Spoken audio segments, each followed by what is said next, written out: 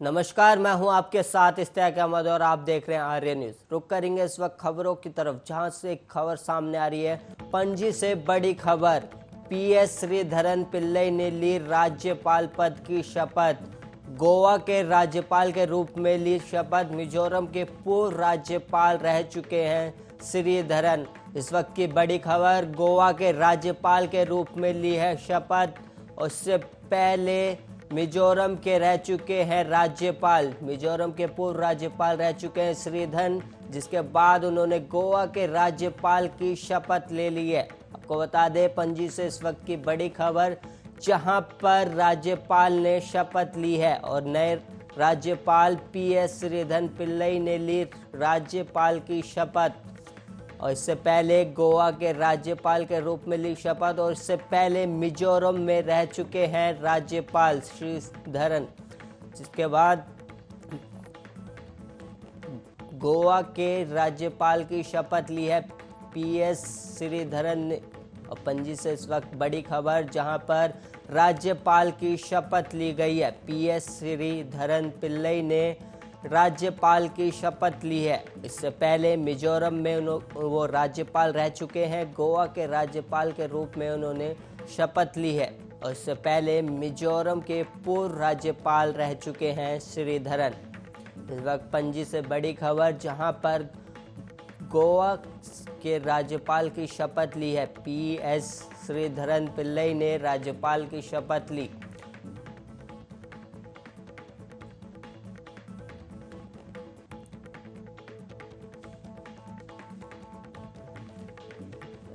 गोवा के राज्यपाल के रूप में शपथ ली गई है, जहां पर पीएस श्रीधरन ने गोवा के राज्यपाल की शपथ ली है।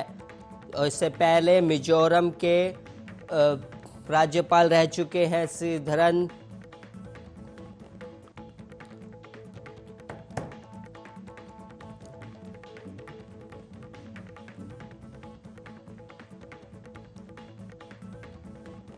गोवा के राज्यपाल के रूप में ली गई शपथ। आपको बता दें, मिजोरम के पूर्व राज्यपाल भी रह चुके हैं पीएस श्रीधरन पिल्लई। और इस वक्त की बड़ी खबर, जहां पर गोवा के राज्यपाल के रूप में शपथ ली है पीएस श्रीधरन पिल्लई ने।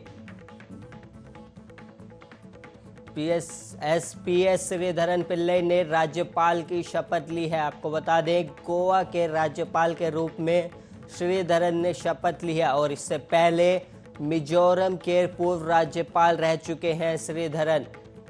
पणजी से इस वक्त की बड़ी खबर, जहां पर राज्यपाल की शपथ ली गई है।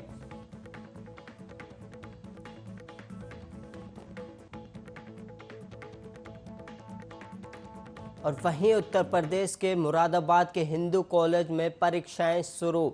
स्नातकोत्तर की परीक्षाएं आज से शुरू हुई है। और वहीं आपको बता दें, हिंदू कॉलेज के प्रिंसिपल ने इसकी जानकारी दी है। कोरोना की वजह से इसे स्थगित की गई थी परीक्षाएं। दरअसल परीक्षाएं फरवरी के आखिरी में शुरू होती थी और अप्रैल तक चलती थी, लेकिन कोरोना की वजह से स्थगित किया गया था। स्नातक की परीक्षाएं आज से शुरू हुई है। उत्तर प्रदेश में हिंदू कॉलेज के प्रिंसिपल ने जानकारी दी है कि आज से परीक्षाएं शुरू की गई हैं। कोरोना की वजह से इसे स्थगित करना पड़ा था, जिसके बाद परीक्षाओं को आज से फिर शुरू किया गया है। आपको बता दें, उत्तर प्रदेश से इस वक्त की बड़ी खबर, जहां पर परीक्षाएं शुरू करी गई हैं। मुरादाबाद के हिंदू कॉलेज में परीक्षाएं शुरू की गई हैं। कोरोना की वजह से इसे कई दिनों से स्थगित किया गया था। परीक्षाएं आज से शुरू हुई हैं, जहां पर कोरोना की वजह से इसे स्थगित किया गया था। हिंदू कॉलेज के प्रिंसिपल ने इसकी जानकारी दी है, जहां पर उत्तर प्रदेश में परीक्षाओं को दोबारा से शुरू किया गया है। कोरोना की वजह से इसे स्थगित किया गया था, जहां पर उत्तर प्रदेश से, आपको बता दें, इस वक्त की उत्तर प्रदेश से बड़ी खबर, जहां पर परीक्षाओं को दोबारा शुरू किया गया है। मुरादाबाद के हिंदू कॉलेज में फिर से परीक्षाएं शुरू की गई है। और परीक्षाएं आज से शुरू की गई है, जहां पर प्रिंसिपल ने इस बात की जानकारी दी है। हिंदू कॉलेज के प्रिंसिपल ने इस बात की जानकारी दी है। कोरोना की वजह से इसे स्थगित किया गया था, जिसके बाद फिर से परीक्षाएं शुरू कर दी गई है। कोरोना की वजह से कई परीक्षाएं स्थगित की गई थी, लेकिन एक बार फिर परीक्षाएं को शुरू कर दिया गया है। मुरादाबाद के हिंदू कॉलेज में परीक्षाएं शुरू कर दी गई हैं।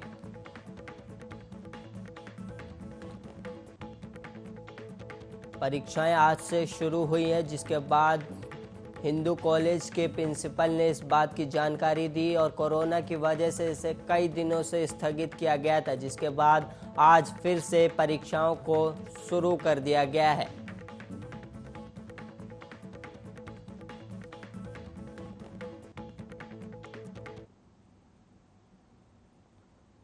और वहीं बनारस हिंदू यूनिवर्सिटी में कार्यक्रम में मुख्यमंत्री योगी आदित्यनाथ ने पीएम मोदी का स्वागत किया। उन्होंने कहा कि आज प्रधानमंत्री मोदी के नेतृत्व में काशी ऊंचाइयों को छू रहा है। पिछले कुछ समय में काशी ने अपनी अलग पहचान बनाई है। इस कार्यक्रम में मुख्यमंत्री योगी आदित्यनाथ ने कहा कि पिछले 1.5 साल से देश दुनिया कोरोना से ग्रस्त है। इस वक्त में पीएम मोदी ने कुशल नेतृत्व दिया है और पिछले 7 साल में काशी में 10,000 करोड़ रुपए से अधिक की योजना पूरी हुई है, जबकि इतना ही नहीं, योजनाओं पर काम भी किया जा रहा है। योगी आदित्यनाथ ने कहा कि काशी जिन बातों के लिए तरसती थी, आज उन्हीं क्षेत्रों ने दुनिया के लिए प्रेरणा बन रही है। अपने व्यस्त कार्यक्रम के बीच प्रधानमंत्री ने वक्त वक्त पर वाराणसी के लिए समय निकाला और यहां की अगुवाई भी की। और वहीं उत्तर भारत में मानसून के आगमन के साथ ही लोगों के लिए परेशानियों का शुरू हो गई हैं, जिसके चलते कई राज्यों में भारी बारिश के कारण तबाही देखने को मिल रही है। उत्तर प्रदेश, बिहार, हिमाचल, उत्तराखंड और पश्चिम बंगाल समेत कई राज्यों में मूसलाधार बारिश हुई।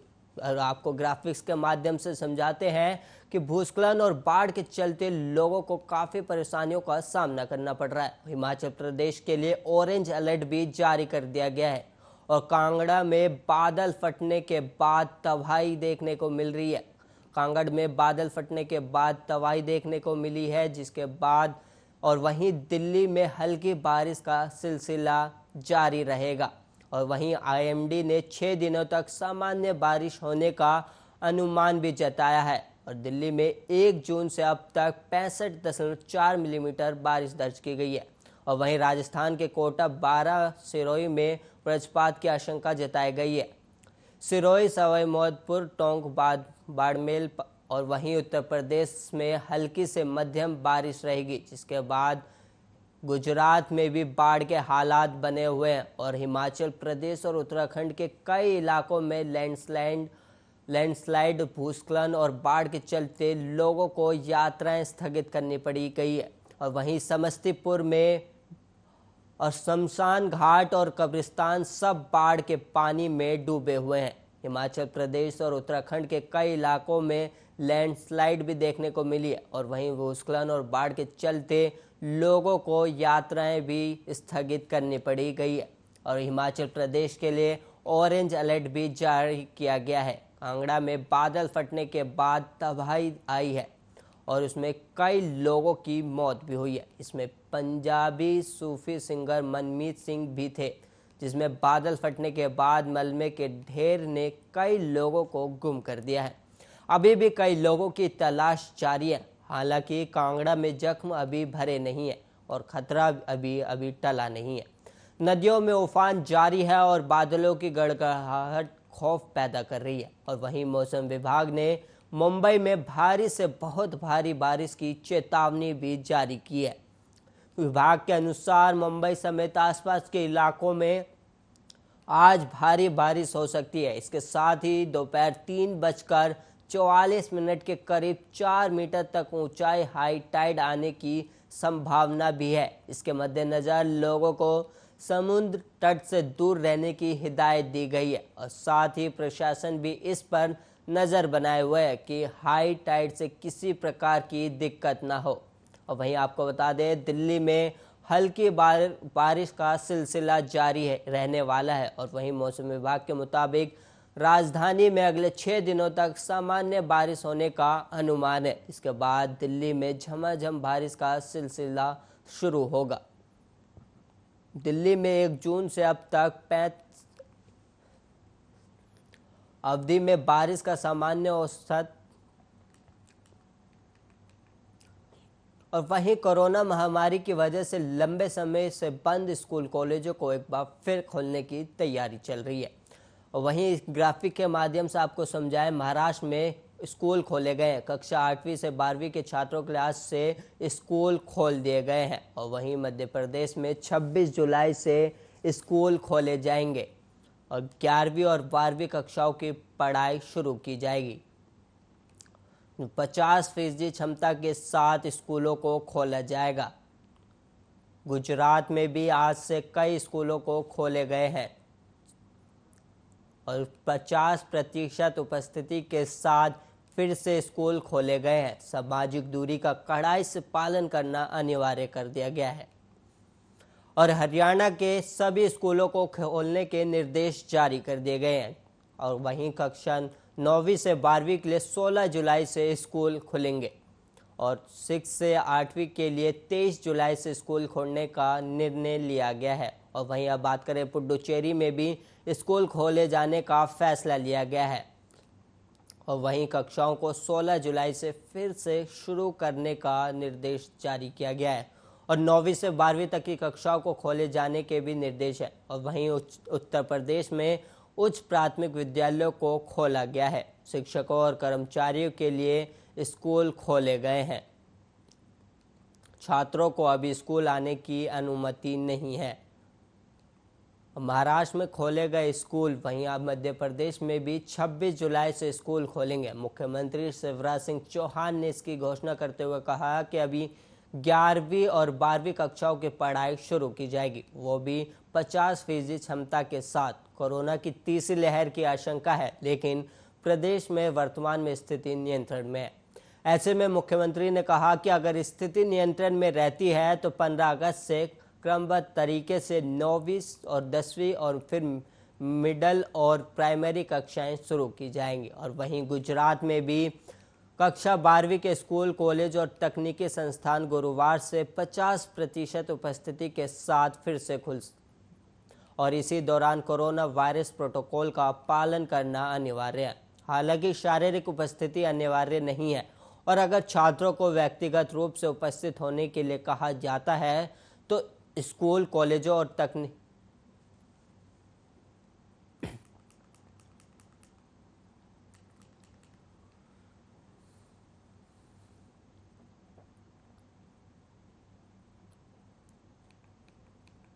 और वहीं भगोड़े व्यवसाय मेहुल चोकसी को वापस भारत लाने की लड़ाई ने एक और नया मोड़ ले लिया है। डोमिनिका हाई कोर्ट के जस्टिस बर्नी स्टीफेंस ने 12 जुलाई को मेडिकल रिपोर्ट के आधार पर मेहुल चोकसी को जमानत दे दी है। तो वहीं डोमिनिका कोर्ट के इस फैसले से भारत को एक बार फिर चोकसी के प्रत्यार्पण के लिए लंबा इंतजार करना पड़ सकता है।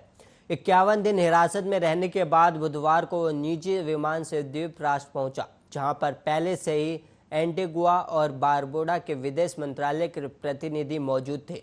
पीएनबी घोटाले के आरोपी मेहुल चोकसी ने जमानत मांगते हुए अपनी चिकित्सीय रिपोर्ट भी अदालत में पेश की थी, जिसमें सिटी स्कैन भी शामिल था। रिपोर्ट में चोकसी के हेमाटोमा से जुड़ी बीमारी संबंधी स्थिति बिगड़ने की बात कही गई थी। चोकसी को न्यूरोलॉजिस्ट डॉक्टर गार्डेन ऑसबर्न ने परामर्श करने के लिए एंटीगुआ और बारबुडा की यात्रा करने की अनुमति दी है और डॉक्टर के किसी भी बदलाव के बारे में उसे कोर्ट को सूचित करना होगा।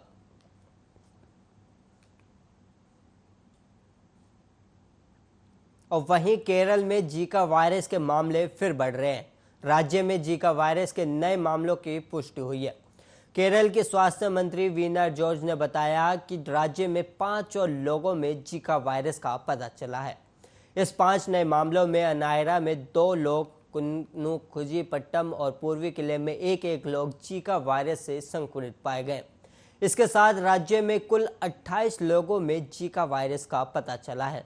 इससे पहले केरल के स्वास्थ्य मंत्री वीना जॉर्ज ने बुधवार को बताया था कि तिरुवनंतपुरम के अनायरा इलाके के 3 किलोमीटर के दायरे में जीका वायरस संक्रमण के एक समूह की पहचान की गई है। राज्य में जीका वायरस की स्थिति पर अधिकारियों के साथ बैठक के बाद पत्रकारों से बात करते हुए स्वास्थ्य मंत्री वीना जॉर्ज ने कहा कि इस बीमारी की रोकथाम और प्रसार रोकने के लिए मच्छरों के लिए फॉगिंग और प्रभावित क्षेत्रों में तेज किया जा रहा है।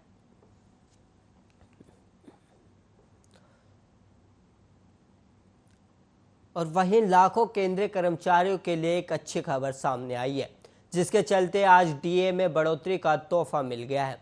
केंद्रीय मंत्रिमंडल की बैठक में ही ये फैसला लिया गया है कि अब सरकारी कर्मचारियों को बढ़ी हुई सैलरी मिलेगी। और वहीं केंद्रीय मंत्री अनुराग ठाकुर ने प्रेस कॉन्फ्रेंस कर बताया कि सरकार ने केंद्रीय कर्मचारियों के महंगाई भत्ते यानी डियरनेस अलाउंस पर लगी रोक को हटाने का फैसला लिया है। साथ ही सरकार पेंशनरों के लिए महंगाई राहत पर लगी रोक को हटाने के लिए भी तैयार हो गई है। वहीं ठाकुर ने बताया कि केंद्रीय मंत्रिमंडल ने डीए और डीआर की बहाली का निर्णय लिया है।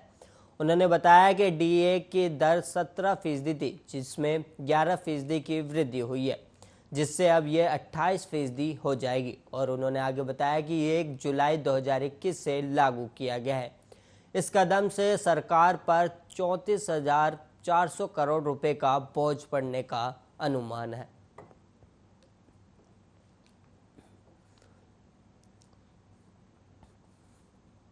और वहीं ट्विटर से एक जुड़ी बड़ी खबर सामने आ रही है, जिसके चलते माइक्रो ब्लॉगिंग साइट ट्विटर ने 3 अगस्त से अपनी पॉपुलर फ्लीट सर्विस को बंद करने का ऐलान कर दिया है। साथ ही ट्विटर की तरफ से एक नए फीचर को पेश करने की बात भी कही गई है। दरअसल ऑफिशियल ट्विटर हैंडल से एक ट्वीट कर इसकी जानकारी दी गई है। इसी ट्वीट के रिप्लाई में ट्विटर सपोर्ट हैंडल से किए गए ट्वीट के मुताबिक ट्विटर को उम्मीद थी कि फ्लीट्स लोगों को ज़्यादा से ज़्यादा बातचीत करने को लेकर प्रोत्साहित करेगा, लेकिन ट्विटर फ्लीट्स अपने इस उद्देश्य को पूरा करने में नाकाम रहा है। ऐसे में ट्विटर ने फ्लीट सर्विस को बंद करने का निर्णय लिया है, जिससे ट्विटर की अन्य सर्विस को बेहतर बनाने पर ध्यान दिया जा सकेगा। तो वहीं आपको बता दें कि ट्विटर ने फ्लीट्स फीचर को पिछले साल 2020 में जून महीने में लॉन्च किया था। कंपनी का मानना था कि इस फीचर से बातचीत करने का नया रास्ता खुलेगा, लेकिन 1 साल में ही ट्विटर फ्लीट्स बंद होने जा रहा है। फ्लीट्स पर पोस्ट, फोटोज या मैसेज 24 घंटे तक उपलब्ध रहते हैं। और वहीं ट्विटर फ्लीट्स फीचर को फेसबुक की स्टोरी फीचर और व्हाट्सएप स्टेटस की टक्कर में पेश किया गया था।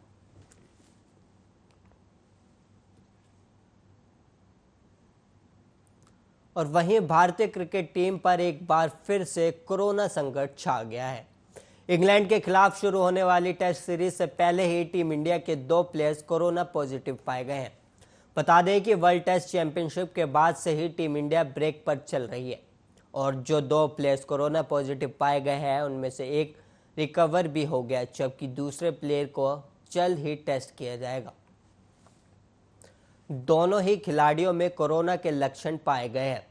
हालांकि दोनों की ही हालात काबू में है, पर कोरोना पॉजिटिव आने के बाद एक खिलाड़ी टेस्ट में नेगेटिव पाया गया, जबकि दूसरे प्लेयर का टेस्ट 18 जुलाई को किया जाएगा। साथ ही आपको बता दें कि कोरोना के लक्षण दिखने पर ही दोनों खिलाड़ियों को आइसोलेशन में चले रहना पड़ा था। तो वहीं अगर टीम इंडिया के प्लान की बात करें तो सभी खिलाड़ी लंदन में इकट्ठा हो गए हैं। सभी अब डरहम जाएंगे, सिर्फ जो खिलाड़ी अभी पॉजिटिव है वो नहीं जाएंगे। बबल में शामिल होने से पहले सभी खिलाड़ियों का टेस्ट भी किया जाएगा।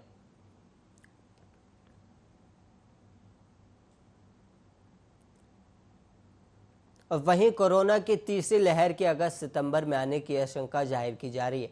इसकी वजह से सारा ध्यान वैक्सीनेशन पर दिया जा रहा है, ताकि कोरोना के असर को कम किया जा सके।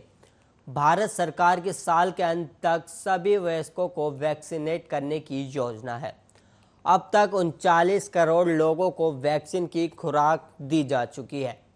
हालांकि चिंता वैक्सीनेशन की रफ्तार को लेकर उठ रही है, क्योंकि जानकारियों के मुताबिक 60% आबादी को वैक्सीनेट करने में भारत काफ़ी पीछे है।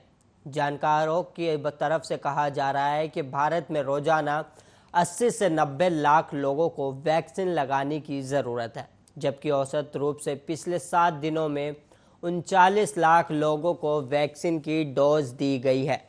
स्वास्थ्य एवं परिवार कल्याण मंत्रालय के आंकड़ों के मुताबिक 18 से 40 साल के जिन 11 करोड़ लोगों को वैक्सीन लगाई गई है, उनमें सिर्फ 38 लाख ही वैक्सीन की दोनों डोज ले चुके हैं। और वहीं पिछले 2 हफ्तों के दौरान पश्चिम बंगाल समेत कई दिल्ली, गुजरात, झारखंड, महाराष्ट्र और तमिलनाडु ने वैक्सीन स्टॉक खत्म होने का अलर्ट भी दिया है। और वहीं हालांकि केंद्र आश्वस्त है कि आने वाले महीनों में वैक्सीन की आपूर्ति बढ़ाई जाएगी। कई लोगों की तरफ से वैक्सीन उनके या उनके परिवार के सदस्यों को न लग पाने के प्रति चिंता जाहिर करने के बाद लोकल सर्कल्स ने सर्वे कर पिछले 30 दिनों के दौरान वैक्सीन को लेकर आई समस्या को समझाने का प्रयास किया है।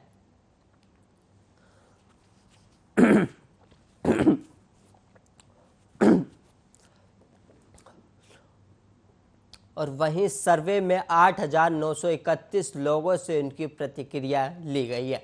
और वहीं भारत के 278 जिलों में ये सर्वे किया गया। इसमें 66% प्रतिभागी पुरुष और 34% महिलाएं थीं।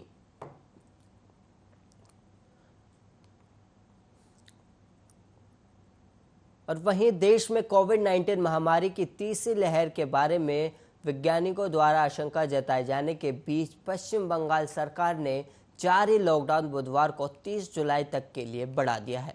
हालांकि इस दौरान कुछ छूटों की भी घोषणा की गई है। एक सरकारी आदेश में कहा गया कि मेट्रो रेलवे सेवाओं को 50% बैठने की क्षमता के साथ फिर से शुरू करने की अनुमति दी गई है, लेकिन ये अनुमति सब हफ्ता के लिए नहीं होगी। लोकल ट्रेन सेवाएं आम लोगों के लिए निलंबित रहेंगी और ये प्रतिबंध 16 मई को लगाए गए थे और आखिरी बार उन्हें 15 जुलाई तक के लिए बढ़ाया गया था। सरकारी आदेश में कहा गया है कि सार्वजनिक बसों, टैक्सियों, ऑटो रिक्शा और 50% क्षमता के साथ संचालित करने की अनुमति दी गई है। और इसमें कहा गया है कि सरकारी और निजी दोनों तरह के कार्यालयों को अभी आधे कर्मचारियों के साथ काम करने की अनुमति दी गई है। जिम और ब्यूटी पार्लर भी सुबह 11 बजे से शाम 6 बजे तक 50% क्षमता के साथ काम कर सकते हैं। और वहीं शादी विवाह जैसे सामाजिक समारोह में सिर्फ 50 लोगों को ही शामिल होने की अनुमति होगी। और वहीं सब्जी बाजार सुबह 6 बजे से दोपहर 1 बजे तक खुले रहेंगे। आपको बता दें, राज्य में अब तक कोरोना के 15 लाख से अधिक मामले दर्ज हो चुके हैं। वहीं इस महामारी के चलते 17,944 मरीजों ने अपनी जान गंवा दी है।